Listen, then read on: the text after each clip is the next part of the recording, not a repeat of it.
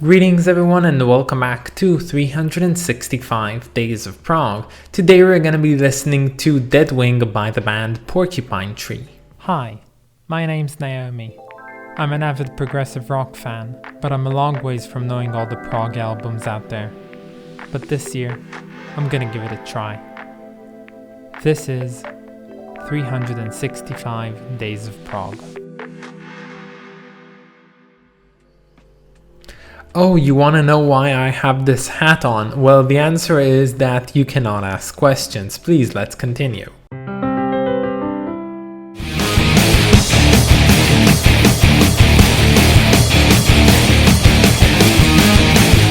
So this is Deadwing by Porcupine Tree. Now this is our first Porcupine Tree album on this list and we're gonna listen to many more, don't worry. But this one came out in 2005 and it's their 8th studio album. Now personally I do not know Porcupine Tree's music. Like I've never listened to any of it. I wanted to but I decided not to and I decided to wait to this list. Now I do know some of Steven Wilson's solo work and some of his cooperations. God bless, love you to bits by No Man, the best man ever. But when it comes to Porcupine Tree, I still need to give them a try and this is what we're gonna do today. Now I am well aware that when talking about the best prog bands of the late 90s and the 2000s, there is no avoiding Porcupine Tree. They are basically the giants that have sort of defined this genre in this upcoming age that we live in. And this album, Deadwing, is considered as a heavy prog album, and I kinda agree with that definition. It might be somewhat soft metal, but honestly, I think the borderline is so blurry, you might as well say the other one is which. But now, when you're in this video, I have to address something about this, and you're free to go if you don't like it, but I didn't really like this album all that much. To me at least, this album seemed to take more of a liking to being monotonous and not really inspired. Now, I was expecting to hear something like, Steven Wilson's The Raven That Refused to Sing, which is a fantastic album by itself. I really love it. I've listened to it a couple of times, actually more than a couple of times. I've listened to it a lot of times. It's a really good album.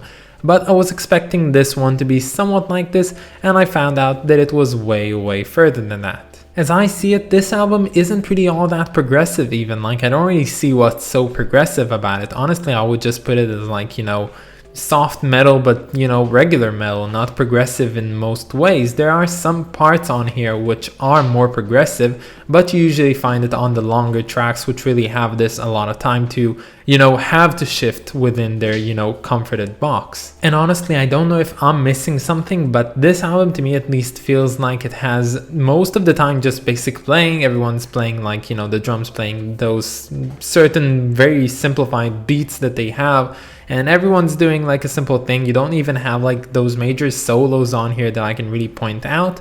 And then you have like the Steven Wilson's vocals on here, which are like 80% of this album, and honestly I find them to be kind of mediocre and usually well compensated by the music. And why am I being more harsh in this album? Well, there's actually two reasons for it. So, knowing what Steven Wilson can do and how much of a creative mind he is, I was really surprised because I am well aware that Porcupine Tree was founded by him and it's his basically like, thought child. He loves it very much, I can only assume, and that's why he does it, and that's why it was so surprising to me to see how not progressive this album is. Now, the second reason I'm surprised by the lack of progressiveness on this album is because Steven Wilson is very known to be a huge fan of all the, great 70s prog bands like Yes and Gentle Giant, and I believe that many more. Some of the best remastering of these albums was done by Steven Wilson himself, and I can totally see how he's a huge fan of that. But the fact is, he doesn't really make music that really resembles the greatness that made 70s prog so good. He makes something completely different, and that's of course okay, but it doesn't even stand close to the level of what I like about Yes and Gentle Giant. But honestly, you know what? I can understand why Porcupine Tree is probably one of the most influential and most,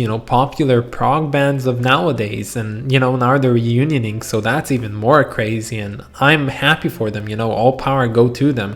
I hope that they are gonna make great music because they haven't made so in a while. But the thing is, I understand why people like them. They are on the verge of being basically, you know, hard rock, not being all that progressive, not being all that experimental, not being so hard to grasp, and most, you know, normal people would like that. And in some way, I do appreciate this, because every genre of music has its entry point, and like, you know, to get into Zappa, you have to find your one size fits all, and to get into Pink Floyd, you have to find Dark Side of the Moon. But then when you're in it, you can find so many new things, and I can only say that what it feels like, that is, Porcupine Tree is basically an entry point to this bigger world of progressive music. But to me, as a person that really likes experimentation and overall absurdness in their music, I did not find this album to be all that thrilling, and honestly, it was kind of really mediocre, if not even slightly bad. So when it comes to the cover of this album, I'm not talking about it. So this album gets a rating of 5 out of 10. It's not good, but it's also not bad, honestly, and I have to see it with some sort of objectivity, and I think this is a reasonable score to give it. If you're a Porcupine Tree lover, then, well, please make sure to tell me down in the comments what do you like about this album so much, and please let me know what you think their favorite album is.